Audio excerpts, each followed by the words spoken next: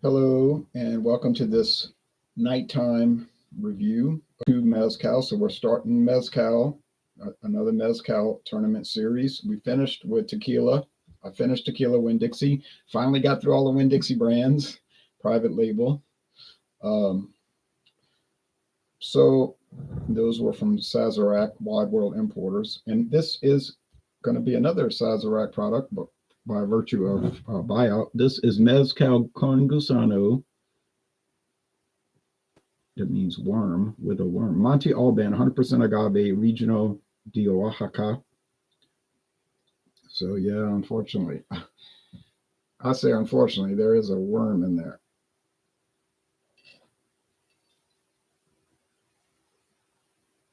People say worms are in tequila, but they're actually in mezcal, not tequila, which is a type of mezcal, but not.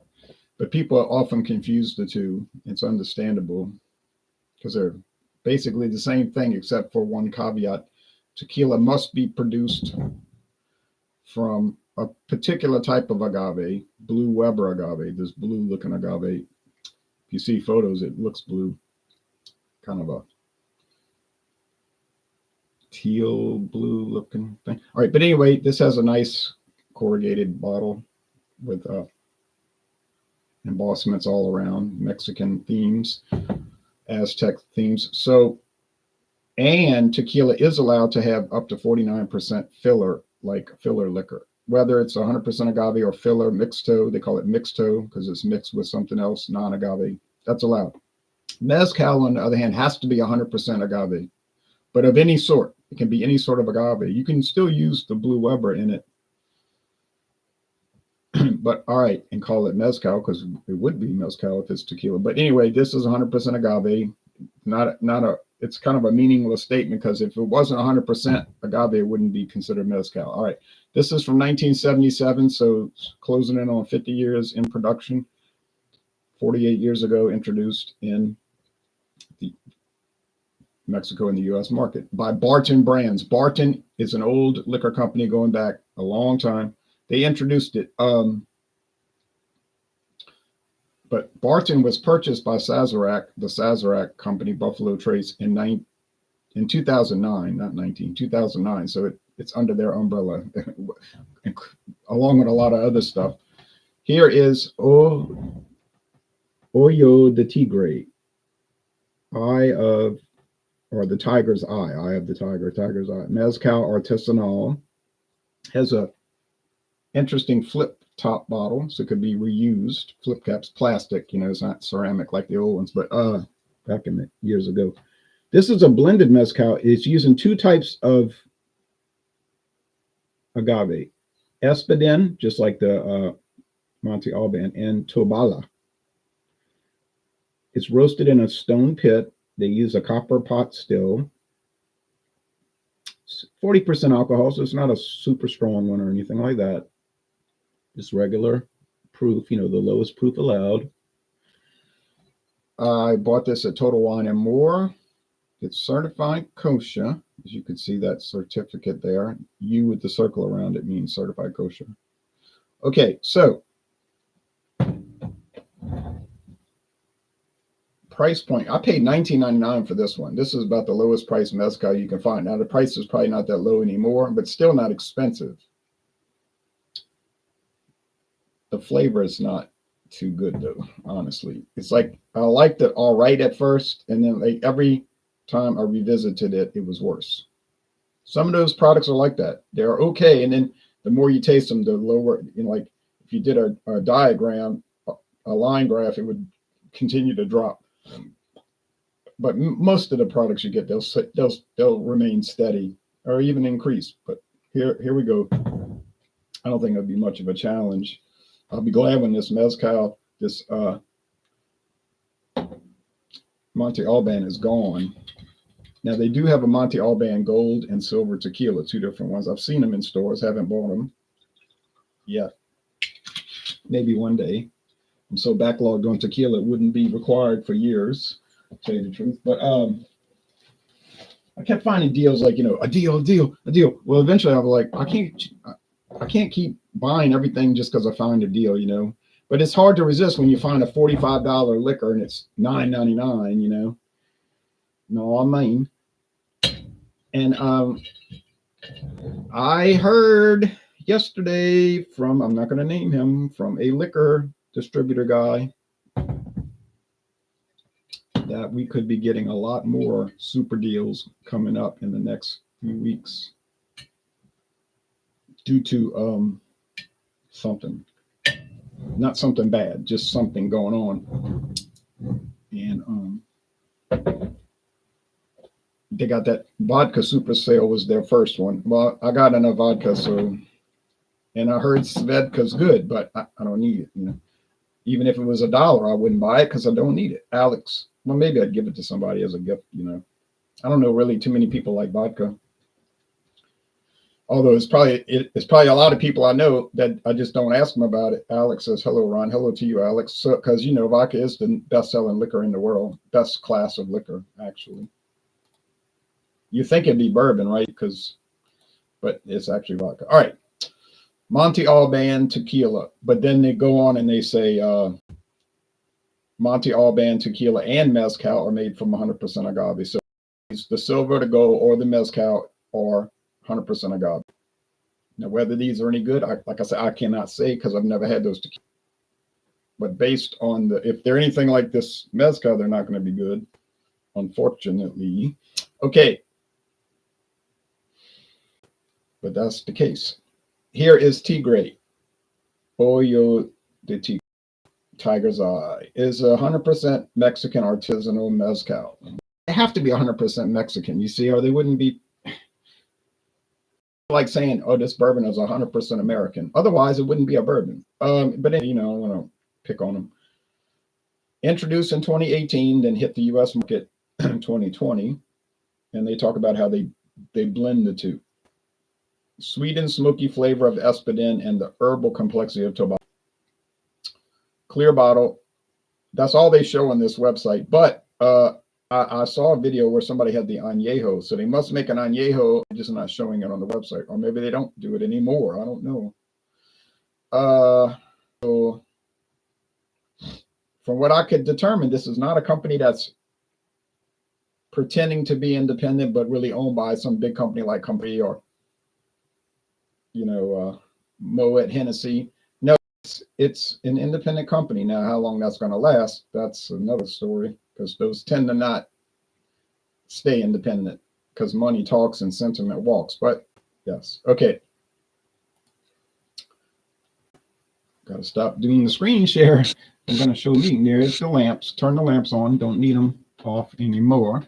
The appearance, now the mezcal, I have to close my eyes because this Monte Alban is kind of yellowish. I don't know why, but I guess it's got a little age on it. Like a little bit, maybe a few months in the wood, gives a little yellowish. Just rolled out of bed, having some coffee. 6:30 is late for me to wake up, says Wesley. Yeah, you're on the Eastern time zone, I assume. Man, it was 1:40. I started 1:39. I looked at the clock. I couldn't sleep. I was awake. And I said, I'll sleep longer, you know. But then 1:49, I just got up, turned the light on, got up, started making the bed, saying my prayers, because I'm not just going to lay there, and I know I'm not going to go back to sleep. So obviously I rested. I got a good amount of hours sleeping like a rock. But anyway, here we go. This was like $32.99, which is kind of low for mezcal, honestly. Mezcal tends to be a little pricey,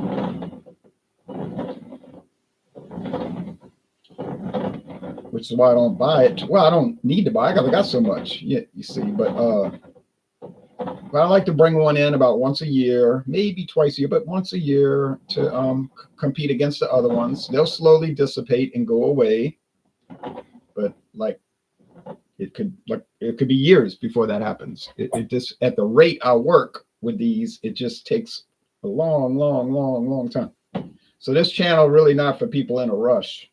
If you're in a rush, they got other people that make little shorts, little 30-second snippet videos. That's, to me, not interesting at all. But to each his own. You know, however you want to run it, it's up to you. We know that. Um, but yeah, it's a long, drawn out process. But the blind taste tests are so important because you think you know your product, but then when you do it blind, you may not know it. Beer, I don't do as many beer blind taste tests, namely because, mainly, not namely, but because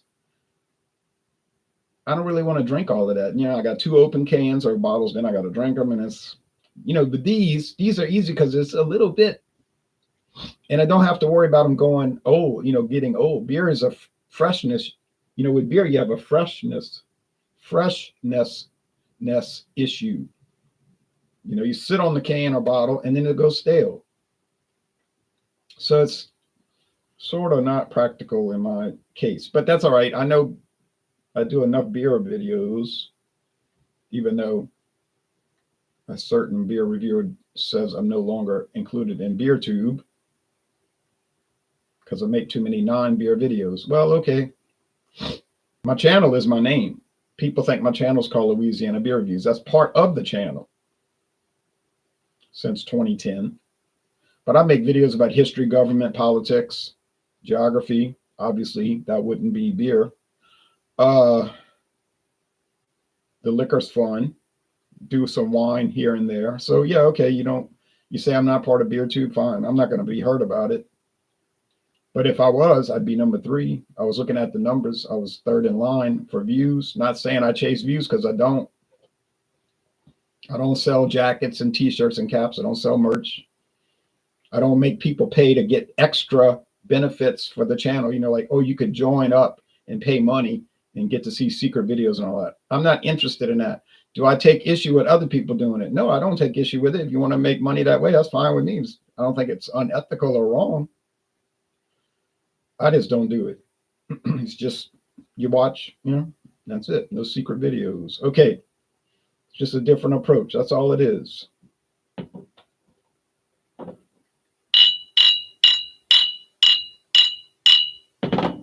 And I started out, I never started this channel so I could get a lot of views and say, oh, look, I'm number 3. I didn't do it for that. I just did it because it seemed interesting. It seemed like something fun to do. And it has been, for the most part. Get some bad actors, bad apples in there, you know. But mostly it's been a lot of good, interesting. It's really interesting. That's the thing. It's so interesting. Yes. And here we are in the 15th year of it. The 15th year. That's Monte Alban. I'm telling you right now from the aroma. Oh, I should dump it out now, really. I shouldn't even play around with it anymore. It's a waste of everybody's time. Clean, slightly smoky, well made, funky, weird, quasi repulsive. I'm gonna be honest with you. This is Monte Alban, and there is no way it will ever win another taste challenge. I can't conceive that I would find something worse than this. I can't believe it. It's not possible. And I don't think I got a bad bottle or something like that, because I've seen other videos, people doing Monte Alban, and they're like, what the what? You know, I'm like, what is this? You know, so it's just, and it's popular. That's what I don't get. So you might say, oh, I can't stand mezcal. I tried that stuff once and it was, the first thing I always ask people, wasn't Monte Alban, was it? With that little kind of unusual bottle. Oh yeah, that was it. I'll show them in the store. That one? Yeah. I say, you might not want to judge mezcal on that. You might want to give it a second chance. Alex, hopefully this will be a good morning. I hope so. Oh yeah, I already read those comments. Sorry, guys. Now the taste. I might dump this out.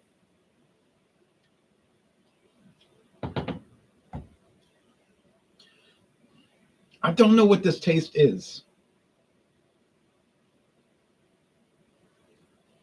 It's like a musty, funky grain. I know it's not grain because it got no grain in it. Is that worm doing it?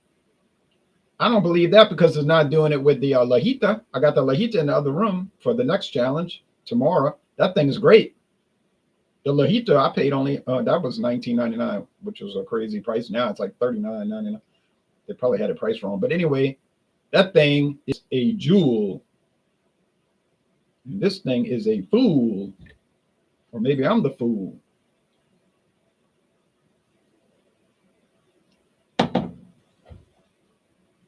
But yeah, I do appreciate people watching. I'm not going to downplay that. I was glad. I mean, it's like 500. It's like over 500,000 views in 1 year. If I can't remember the number, 563,000 or something. 567,000, I think it was. So that was amazing, you know. Now they had two guys higher. They have over 1 million, million views. One guy in England, Wales, he has over 5 million views. But he really promotes it. I mean, he's definitely a promoter. He works that thing. He's got tagged for he's got a tag for, I bet, every social media platform you could ever imagine. And it's not just one of these guys that's got a lot of subscribers, but nothing to back it up. No, he's got real views. And he's really into beer, and he does a good job with it. And they've had some controversy with him in the past, but whether it was deserved, maybe, I don't know. Same thing. But I try not to make controversy. I don't think he does. But so it's like a real strong marketer approach, and it's working for him. I'm not the kind of person that's going to make that attempt. I don't have the time. I guess I got time if I made it, but I don't have the, I'd rather read. I'll be reading a long article about some historical event. I'm not going to sit there and do marketing. I'd rather read about these products and do all of that, so it's just different way of, like I said, different way of doing the hobbies. So, but yeah, they got some people, millions of views every year. Okay. But even the top beer reviewer with 5 million views a year, that's nothing on YouTube. They got people got 100 million views in a year. But they do videos that more people are interested in. There's some people interested in beer, wine, and liquor. A few. We're talking about in the world of the world. But generally, it's other topics that will draw in more people. And that's how that works. Monte Alban's boldness versus Ojo de Tigre's artisanal touch. Yeah. Do you think tradition or blending wins here? Great stream, says F. Uretro.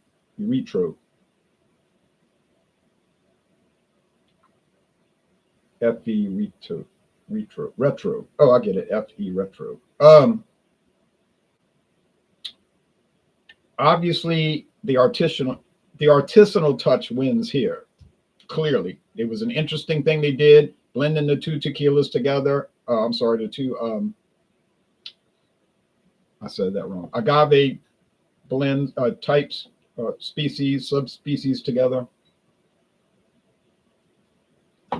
Now, is it smoky? No, it's not. I really don't get any smoke. I mean, they're talking about smoke. I just get a sweet, succulent plant distillate. Nice. It's mild, nice, approachable. Most people would probably like it.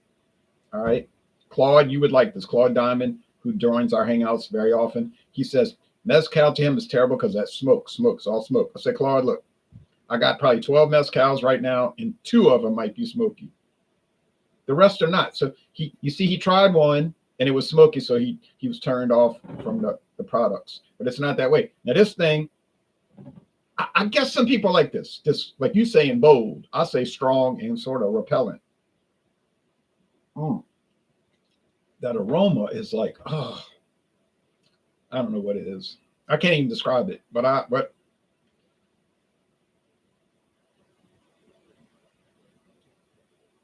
like earthworm. Does that sound good to you? But whatever it is, it's memorable in a bad way. And I would score it a C-. It's like low average to me. Is it definitively bad? Well, I mean, to me, it really is. But I guess in the whole world of it, it's not. But I would never dream of recommending it to anybody, and I would definitely never buy it again. And I don't know how long I'm going to keep it before I just dump it. That would make it an F, right? Where you just can't drink it. I can drink it, but golly gee. I wonder if Claude will join for another wine examination night if you host. Probably he would. Uh, we might do one or two this year.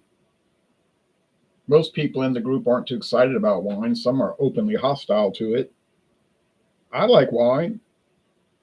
I'm not in love with it, but I like it. You know, it's good. It's funny because I can't stand fruit juice really, but when it's distilled, when it's sorry fermented and aged, then it tastes good. I don't know.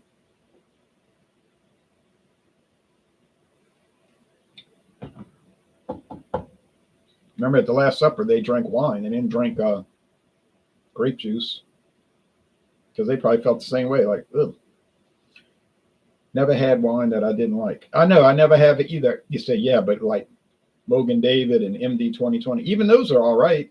MD 2020 regular grape wine. Is it low end? Obviously, Wild Irish Rose red wine is low end.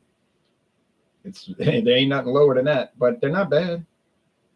They really wouldn't sell if they were that horrible. You know, they got stores here that's on the shelf. Now, obviously, people are probably not buying it for the right reasons, if you get my drift. But to sit there and say it's horrible, I don't believe it. But I wouldn't, you know, like really buy it, obviously, unless just doing a video, something like that. But anyway, but Carlo Rossi saw solid to me. Have I ever had a great expensive wine? No. Would I like it? Most likely. If I like the cheap ones, why wouldn't I like the expensive one? All right. But anyway, anyhow, the clear and present winner is the Ojo de Tigre, no question about it. And tomorrow it'll be a more competitive challenge because I'm bringing in that Lajita, and that's a good one. That to me, I think Lajita's going to win. It's got a little bit more character. But anyway, and I like that smoky character that it has, as minimal as it is. All right, y'all take care now. Bye bye.